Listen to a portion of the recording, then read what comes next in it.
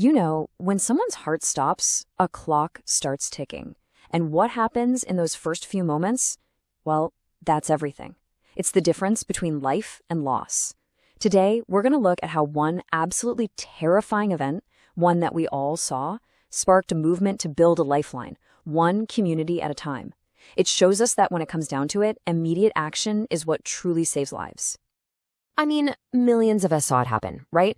Live on Monday Night Football. Buffalo Bills safety Damar Hamlin, he makes a totally routine tackle, gets up, and then just collapses. It was sudden cardiac arrest right there on the field.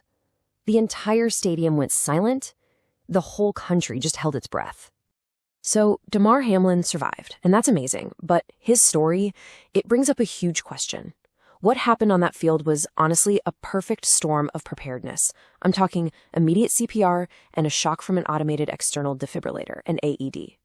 But what happens when the cameras aren't there? That's what brings us to the much, much bigger picture. To really understand why this matters to every single one of us, we have to look at the numbers. Because what happened to a professional athlete, it can happen to anyone, anywhere, and at any time. Just look at that number, over 350,000. That's how many cardiac arrests happen outside of a hospital in the U.S. every single year. And these aren't just statistics, right? These are our neighbors, our coworkers, our own family members. So where do you think most of these emergencies actually happen? What's so striking here is that huge piece of the pie. Almost 3/4 of these events, you can see it right there, they happen at home. Not in a hospital with a crash cart rolling down the hall, but in our living rooms, our kitchens. And in those moments, guess who the first responder is? It's us. And this slide just lays out the stakes perfectly. I mean, look at that difference. When a bystander, just a regular person, steps in right away with CPR and uses an AED, the chance of survival skyrockets to around 44%.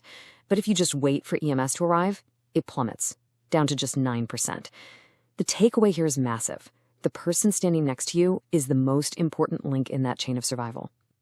So that reality, that's exactly what hit home for one fan watching that football game. Let's dig into how this one national tragedy started to build into local life-saving action.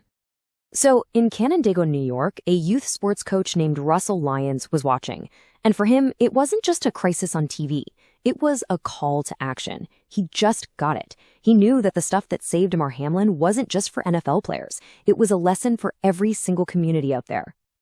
And he didn't just think about it, he actually did something. First, he and his son went and took a CPR class. Simple enough, right? Then he brought that training to his son's classroom. And from there, he got his fellow youth soccer coaches trained. You see what's happening? It's a chain reaction, a ripple effect of preparedness, and it all started with just one person. So what began as this one guy's personal mission, it quickly grew into a blueprint for his entire town. And it's a model that really any of us could follow to make our own communities a whole lot safer. So here's how they did it. It all started with that spark, that inspiration, and getting trained. But then Lyons did something absolutely crucial. He partnered with an expert, a guy named Rob Dauberstein from Safety Educational Services. Together, they started training tons of community members and began the really hard work of getting AEDs and installing them in public parks. Okay, so what exactly is an AED? It's basically a smart, portable little box that is incredibly easy to use. It analyzes the heart's rhythm, and it tells you if a shock is needed. It literally talks to you with clear voice prompts, walking you through every single step. Like Lyons says, using an AED is not difficult, it's just different. So the solution seems simple, right? Just get more people trained and get more AEDs out there. But, well, there's a huge hidden problem that the project in Canandaigua also had to solve. I mean, really think about it. An AED does absolutely no good if you can't get to it. So many of them are placed inside schools or offices or community centers, places that lock their doors at 5 p.m. and on the weekends, which is exactly when so many youth sports and community events are happening. This number is it's shocking. 50%. Half of all workers in the U.S. can't find the AED in their own workplace. And in the hospitality industry, it's even worse. That number jumps to 66%. The takeaway is crystal clear. We have the tools, but we often have no idea where they are when seconds are literally ticking away. And this quote from a Today Show investigation, it says it all, doesn't it? It's such a common and dangerous assumption. We all just think somebody else, a manager, a security guard, we think they're responsible. But in an emergency, there's no time to go ask. You just have to know. The good news is, the story of Canandaigua shows us we can overcome these hurdles. It gives us a clear path for turning awareness into real action. So the question becomes, how can you start building a lifeline right where you live? All right, so what are the key steps? It starts with you. Get trained in CPR and how to use an AED. Then become an AED detective in your own town. Find out where they are and ask that crucial question. Are they accessible 24/7? From there, you can start advocating for those outdoor, truly public devices.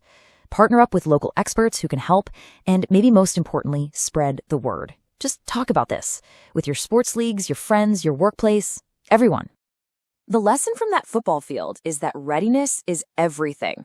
It's not about luck. It's about preparation. It's about having trained people and accessible tools ready to go when the unthinkable happens. The crucial point is, the next life that's saved, it could be because of you.